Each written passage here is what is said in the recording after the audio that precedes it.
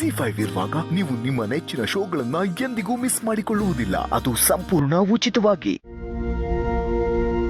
ಅವನನ್ನು ಕರ್ಕೊಂಡು ಬನ್ನಿ ಪ್ಲೀಸ್, ಅವನನ್ನು ಕರ್ಕೊಂಡು ಬನ್ನಿ.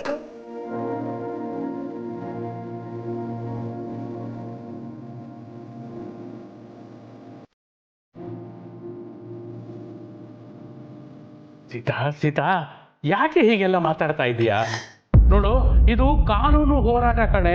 ಹಾಗೆಲ್ಲ ಸುಮ್ಮನೆ ಕರ್ಕೊಂಬರೋದಕ್ಕೆ ಆಗೋದಿಲ್ಲ. ಅಕಸ್ಮಾತ್ ಕರ್ಕೊಂಬರೋ ಹಾಗಿದ್ರೆ ನಾನು ಸುಮ್ಮನೆ ಬಿಡ್ತಿದ್ನ? ಕರ್ಕೊಂಬರ್ತಿದ್ದೆ. ಇಲ್ಲ ರೀ, ನನಗಿನ್ನ ಕಾಯಕ್ಕಾಗಲ್ಲ. ನನಗೂ ಕಾದು ಕಾದು ಸಾಕಾಗೋಯ್ತು. ನಿಮಗೆ ಇಷ್ಟೆಲ್ಲ ಹಣಬಲ, ಜನಬಲ,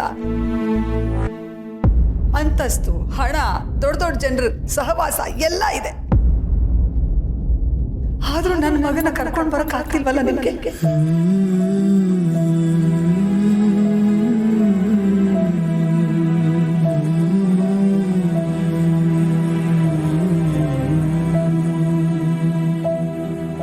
ಸೀತಾ, ನಾನು ಸುಮ್ಮನೆ ಮನೇಲಿ ಕೂತಿದ್ದೀನಿ ಅಂದ್ಕೊಂಡಿದೀಯಾ?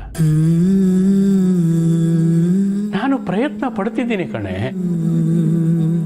ಆದ್ರೆ ಏನ್ ಮಾಡೋದು, ನಮ್ಮ ಯಾವ ಪ್ರಯತ್ನಗಳು ಫಲ ಕೊಡ್ತಾ ಇಲ್ಲ.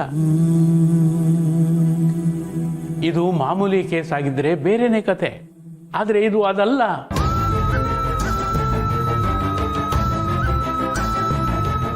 ಪಾಪ ರೀ, ನನ್ನ ಮಗ, ಅವನಿಗೆ ಕಷ್ಟ ಅಂದ್ರೆ ಏನು ಅಂತಾನೆ ಗೊತ್ತಿಲ್ದಿರೋನು.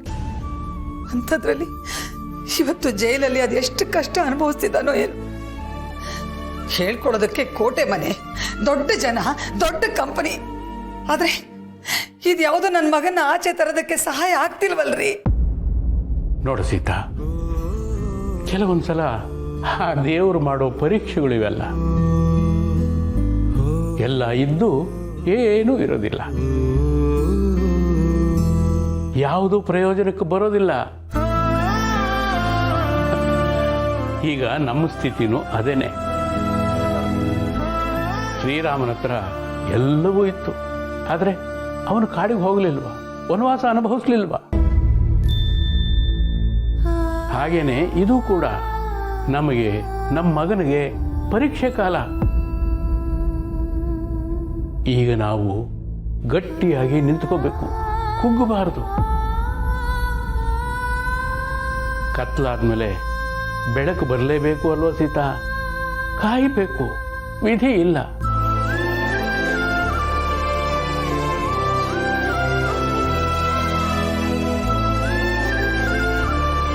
ಆಯ್ತು, ಕಾಯ್ತೀನಿ,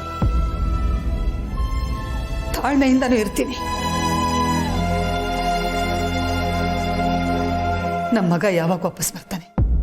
ಆದಷ್ಟು ಬೇಗ ನಾನು ಕರ್ಕೊಂಬರ್ತೀನಿ. ನಿನ್ನ ಮಗನ್ನ ಕರ್ಕೊಂಬರೋ ಜವಾಬ್ದಾರಿ ನಂದು. ನೀನು ಸಮಾಧಾನವಾಗಿರು, ಕೂತ್ಕೊನ್ನಲ್ಲ. ZEE5 ಆಪ್ ಡೌನ್ಲೋಡ್ ಮಾಡಿ ಎಲ್ಲಾ ಸಂಚಿಕೆಗಳನ್ನು ಸಂಪೂರ್ಣ ಉಚಿತವಾಗಿ ನೋಡಿ.